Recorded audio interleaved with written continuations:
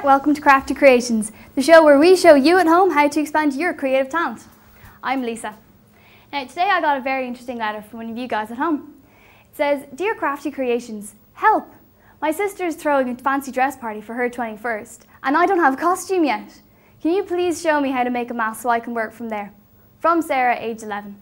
Well Sarah, we'll try our very best.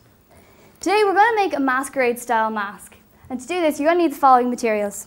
Plaster of Paris, straws, you need some paint, PVA glue, some cling film, scissors and some string. All these materials can be purchased at your local art store, or you can visit our website at www.craftycreations.com to find a supply shop near you. Now, when you get your plaster of Paris, it's probably going to come in rolls like this, so you're going to need to cut it up into small strips. So get your scissors and carefully cut it into small strips just like that. You'll also need to cut some longer strips as well, just to cover larger areas of the face, like the forehead. Now, you're going to need a friend to help you create your first mask so you can get used to moulding plaster. And then your friend can help you create your own mask. So Neve is going to be my assistant today. Hi Lisa. Hey Neve, thanks for coming in today. No problem, I can't wait to get started. Okay, well you pop yourself down there and I'll get the materials. Now, to make sure that the mask is easy to remove when it's dry, we're going to have to put some cling film over Neve's face. So pierce a small hole in the cling film, just big enough for a straw to fit through, for her to breathe through. Put it over her face. Now, this is important because if she breathes through her nose, she's going to create air bubbles underneath the plaster. Now, check if she's comfortable breathing this way, and if you find that she isn't, then you can make a half mask where the mouth area is free to breathe. There you go. Now, put a towel around your friend, just so you don't dirty her clothes. And wear old clothes yourself in case you get plaster on yourself. But don't worry, it does come out in the wash. So, get your first strip of plaster, dip in a little bit of water, shake off any excess water, and place the first strip on the forehead. Smooth it down with your fingers because then when you're going to paint it, it's going to be easier. If you're covering the eyes, don't cover them completely because that's going to make it harder to cut out when it's finished. Another important tip is to put at least 2 layers of plaster on your mask, especially around the edges, because I find that these areas get particularly brittle over time when they're dry. Now, if you want to create a 3D feature on your mask, just take a strip of plaster and roll it up and place it on the mask like this in a swirl shape.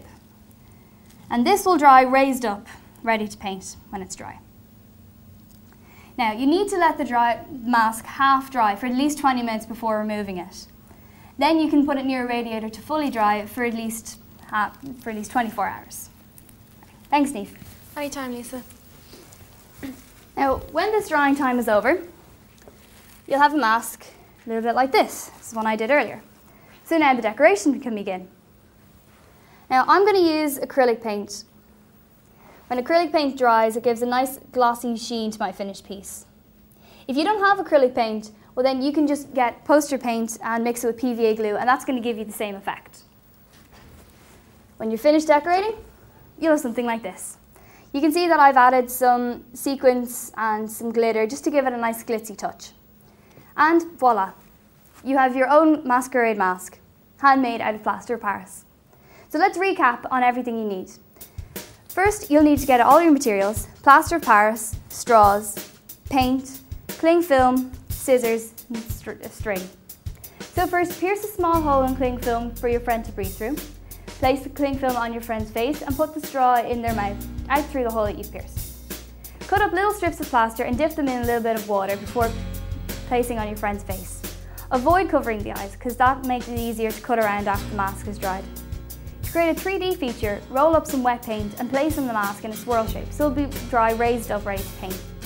Allow the mask to set for 20 minutes, then carefully remove and allow to dry fully for 24 hours near a radiator. When dry, paint with your favourite colours and decorate with sequins and glitter using PVA glue. Then, pierce 2 small little holes on either side of the mask and loop through some string so you can tie on the mask. All those steps and more are available on our website at www.craftycreations.com, so be sure to check that out. Here are some more crafty masks that you can make at home using plaster of Paris.